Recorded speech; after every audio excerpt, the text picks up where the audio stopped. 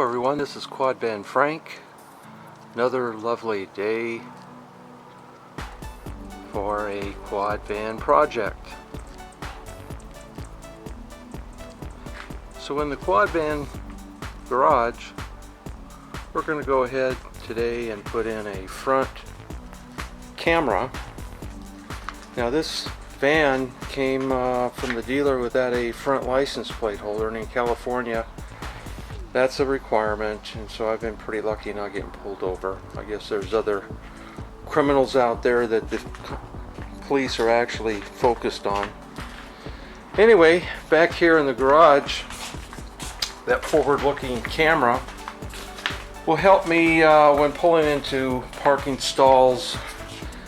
With a van as high as this one, it can really appreciate all the obstructions and try and navigate parking lots, parking areas. And I've found that these Pyle brand cameras and LCD display really function well in the cable mode. I'm not sure the wireless. I've heard that there's interference with the wireless versions of just about any camera. RFI interferences. So anyway, this is the new holder I got from Parts Geek. I certainly would recommend them as a trusted source for delivery of product. Brand new, snaps right in there. And I've already mounted the camera, and the cabling will route, snake through the front grille and into the existing plug, RCA plug. That LCD display is a 2-mode, so I can switch from the rear camera to the front, and that rear camera is down there, which provides a rear view at all times, and this front will provide a front view at all times. So that's the project for today, and we'll get started. There's the license plate holder in temporary placed in there. It clicks in, and once it clicks in, I can imagine it's quite a bear to get access to the tabs that hold that in there. So I've got it loosely in place, and that pink rod there is now going to be my snake to pull wires up through the inside of that grill area. So what I'll do is run a power cord to the jacks here. You got a power in the red, so that'll go to a inline fuse connection up there to the battery. It'll be on all time. Very low battery drain. It's not going to be an issue, so I'm not going to have a switch or ignition connection or anything like that. The yellow is an RCA jack that'll go to the splitter up there in the dash area that goes to the secondary mode of the LCD display. And again, I'll run both of those up through, pull them through on this coat hanger. Got a route up through there. It's pretty busy, and it'll come up through there, and I'll pull it up through there. And the dilemma I have is not connecting the AC power, but how I'm going to route that video cable. I'd like to go through the firewall on the dash, but I can't even see it, and it's quite a mess there. Very cluttered in terms of being able to find access. I don't see any existing that I could pull that RCA jack connector head through. So what I'm going to do, to not adulterate the setup here that Ford has, is I'm going to route the RCA jack around here, and it's going to follow this snake, this pink coat hanger, in through the side fender area, actually where the antenna cable goes down, and it'll be in that fender well. And although I'm not totally pleased, but it'll be satisfactory, it that RCA cable will come through here, follow the pink coat hanger, and I'm just going to sneak it in behind this flashing, this door molding, and plug it into the secondary mode LCD display RCA jack. If I have to, I can always get a more permanent install, but I think that'll be good. The amount of force on that RCA cable coming through here will be minimal. I'm not tampering with the stock configuration here, getting messed up with the stock wiring if I ever need some service by Ford. I try to stay away from the main systems that the Ford has in place, and only add on externally to those for my accessory needs. So we'll begin hooking things up. I have the wires roughly dressed in there. I tape the connections here so they're weather tight and they won't pull apart. They are just a slip joint. They push together, pull apart, and so that routes up in there, and it'll tuck away in the final dressing, and then it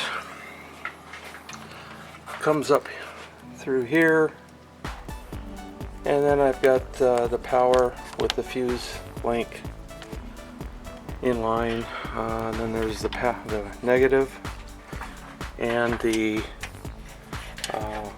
RCA plug video cable goes back in there.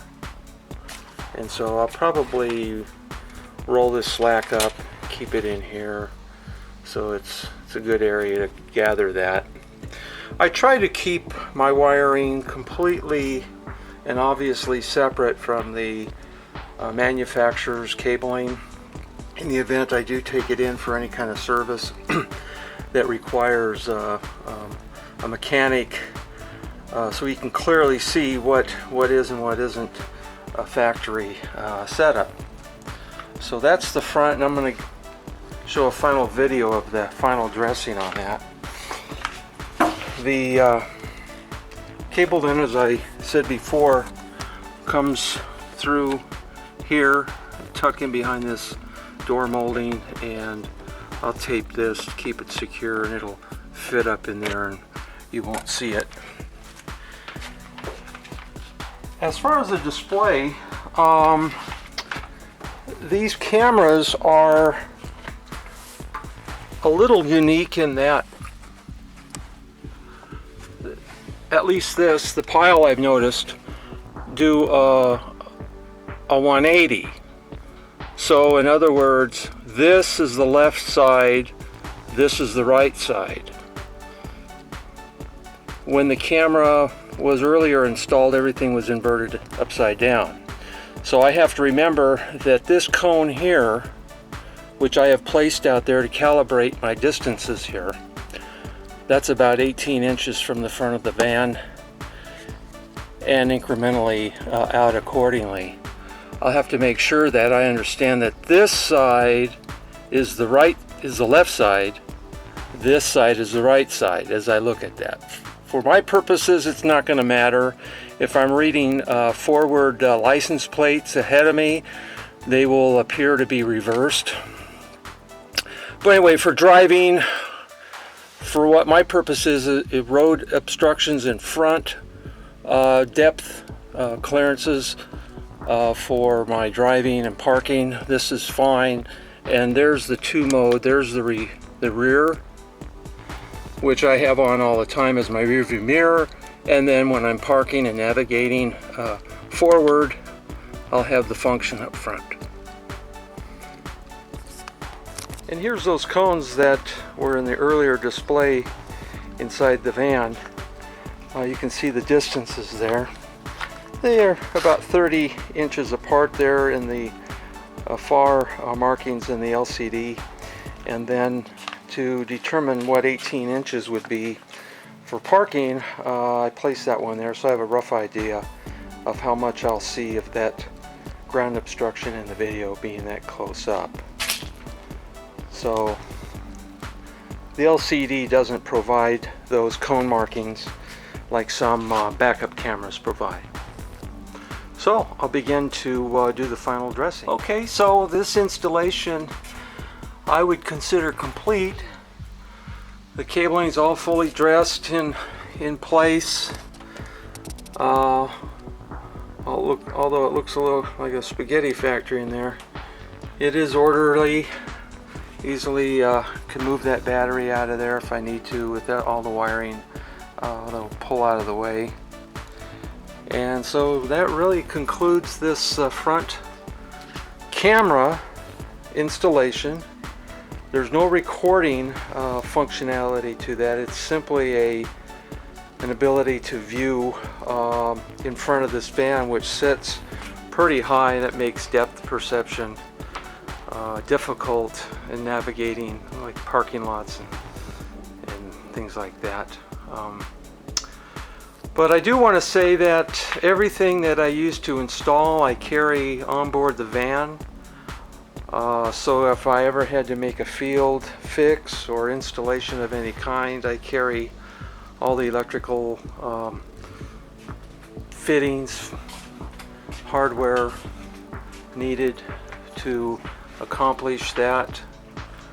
So if I said before in one of my videos, if I use it for a van project, any parts, tools used to accomplish that install goes on board the van. So in the event I need to fix something or do something like on the road, I can accomplish the task at hand.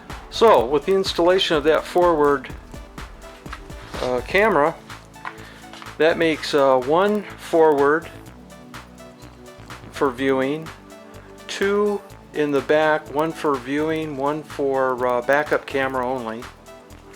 Then I have a dash cam up there in the windshield, and then to the right of that up there I have another recording camera. So there's two recording cameras on the dash or in the windshield, and three other viewing cameras. So that makes a total of 5 for this van. Not to be obsessive, but with something this large and the use of the van, that's the setup I have. Alright, thanks for watching. I want you to get up and walk like a duck. Me? Yes. I always walk like a duck. What are you talking about? Do the duck walk. Hey, Molly, let's Do the duck walk. do the duck walk.